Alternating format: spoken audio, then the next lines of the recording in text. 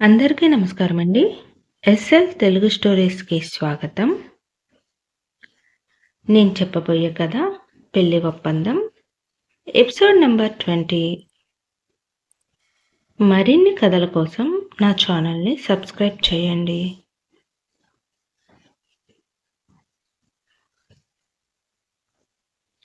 ఏంటి మేడం, మీరేం మాట్లాడుతున్నారు? నా తల్లిదండ్రులు ప్రాణాల మీదకి తెచ్చుకున్నారని అంటున్నారు. అసలు ఏమైంది? అని కంగారుగా అన్నాడు సూర్య. చూడు బాబు, నేను ఒక తల్లిని. మీ అమ్మగారు రాత్రి అంతా ఏడుస్తూనే ఉంది. ఒక పక్క తాగిన మైకంలో నువ్వు, ఇంకో పక్క నీ వల్ల టెన్షన్ పడి హార్ట్ అటాక్ తెచ్చుకున్న మీ నాన్నగారు. మీ ఇద్దరిని అలా చూడలేక ఆ తల్లి భయంతో విలవిల్లాడుతూ ఏడుస్తూనే ఉంది. ఏంటి మీరనేది? మా నాన్నగారికి హార్ట్ అటాక్ వచ్చిందా? ఇప్పుడు ఇప్పుడు ఎలా ఉన్నారు? అంటూ టెన్షన్ పడుతూ అడుగుతున్నాడు సూర్య. ఇప్పుడు బాగానే ఉన్నారు. రాత్రికి రాత్రే ఆయనకు ఆపరేషన్ చేశారు అని అంది ఆ నర్స్. ఎక్కడ? ఏ రూమ్లో ఉన్నారు?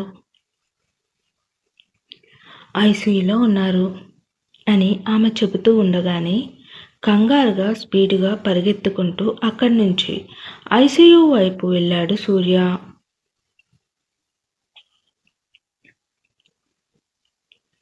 సూర్యుని చూసిన వనజకు దుఃఖం ఆగలేదు. తన కొడుకును పట్టుకుని ఏడుస్తూ ఉంటే ఇంతలో ఉష అన్నయ్య అంటూ వచ్చి సూర్యని పట్టుకుని ఏడుస్తుంది. వాళ్ళిద్దరినీ ఓదార్చిన సూర్య తండ్రిని చూడడానికి ఐసీయూలోనికి వెళ్ళాడు.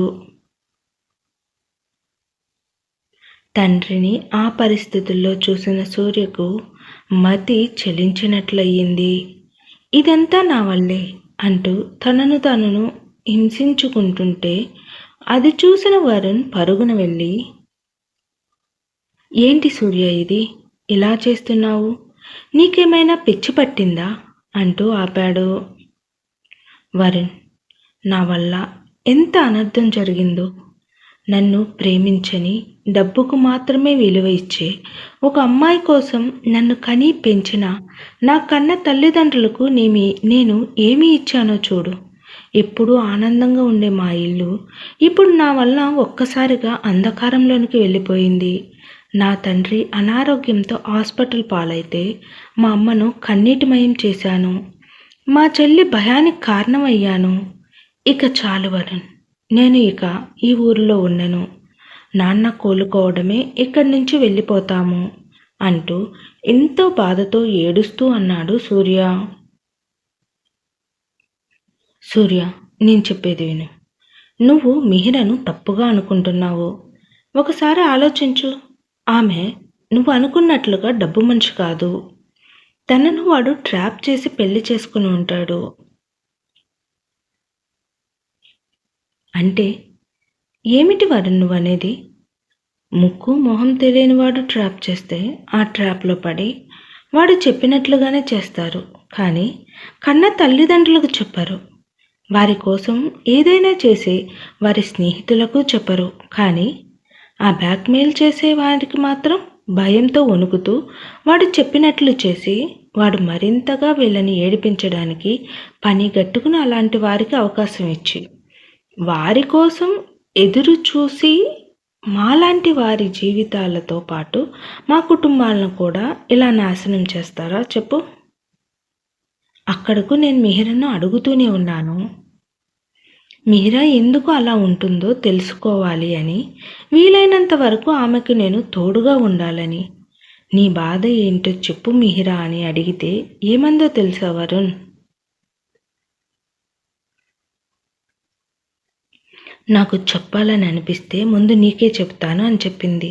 అంటే ఆమెకి నాకు చెప్పాలని లేదు. ఆమె దృష్టిలో నాకు ఇచ్చిన స్థానం డబ్బు లేని వాడిని అని. అందుకే చెప్పకుండా వెళ్ళి బాగా డబ్బులు ఉన్న బిజినెస్ మ్యాన్ని చూసుకుని పెళ్లి చేసుకుని తన అప్పులు అన్నీ కట్టించింది.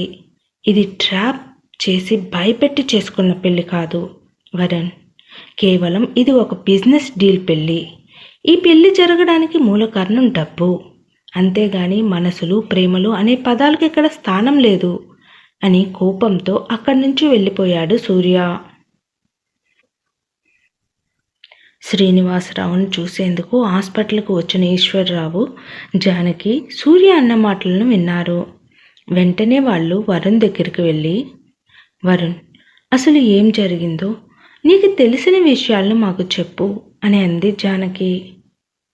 అంటే మీరా బ్యాంకుకు వచ్చి మీ బ్యాంక్ లోన్ మొత్తం కట్టేసింది అంటూ జరిగిన విషయం మొత్తం చెప్పాడు వరుణ్. చూడు జానకి, మీరా మన బ్యాంక్ అప్పు తీర్చడం కోసం అతన్ని పెళ్లి చేసుకుంది అని వరుణ్ చెప్పిన దాన్ని బట్టి నాకు అర్థమవుతుంది అని అన్నాడు ఈశ్వర్రావు. సూర్య అన్నది కూడా నిజమండి. మీరా వాడు బెదిరిస్తే బెదిరిపోయి మనకు ఒక్క మాట అయినా తను చెప్పకుండా ఇలా ఎలా చేస్తుంది చెప్పండి. అయినా ఆ లోన్ విషయం గురించి ముందుగా మనకు చెప్పాలి కదా. ఆ రోజు బ్యాంకుకు వెళ్ళి వచ్చిన తర్వాత 6 నెలల గడువు ఇచ్చారని చెప్పింది. అంటే ఆ రోజు మనకు మిహిరా అబద్ధం చెప్పింది. అంటే బ్యాంకు లోన్ కట్టే డబ్బులు ఎక్కువ లేక కన్న కూతురు జీవితం ఎక్కువ? మీరే చెప్పండి. ఏది వచ్చినా నలుగురం కలిసి బ్రతికేవాళ్ళం. కానీ ఇప్పుడు మిహిర ఒక్కతే అక్కడ కష్టపడుతూ ఉంటే మనం ఇక్కడ సంతోషంగా ఉండగలమా? ఇదంతా ముందే మిహిర మనకు చెప్పి ఉంటే మన ఇల్లు అమ్మేసి లోను కట్టేవాళ్ళం కదా. మిహిర చేసిన పని నాకు అస్సలు నచ్చలేదు. అది మనకు ఏమీ మంచి చేయలేదు. మనల్ని జీవితాంతం బాధపడేలా చేసింది. నా తల్లిదండ్రులు చేతకనివారు. అందుకే నేను వారి అప్పులు కట్టేందుకు నా జీవితంను పణంగా పెట్టాను అని అందరికీ చెప్పకనే చెప్తున్నట్లుగా ఉంది అని బాధతో అక్కడి నుంచి వెళ్ళిపోయింది జానకి.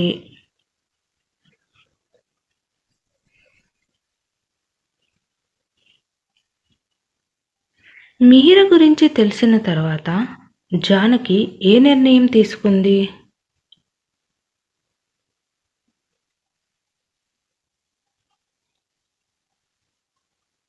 రాహుల్ ఇంట్లో మిహిర పరిస్థితి ఇక ముందు ఎలా ఉండబోతుంది?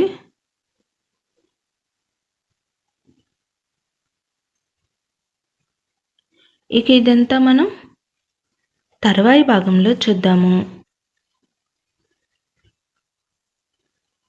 నా కథ నచ్చినట్లయితే దయచేసి సబ్స్క్రైబ్ చేసి, లైక్ చేసి, షేర్ చేయండి. Thank you.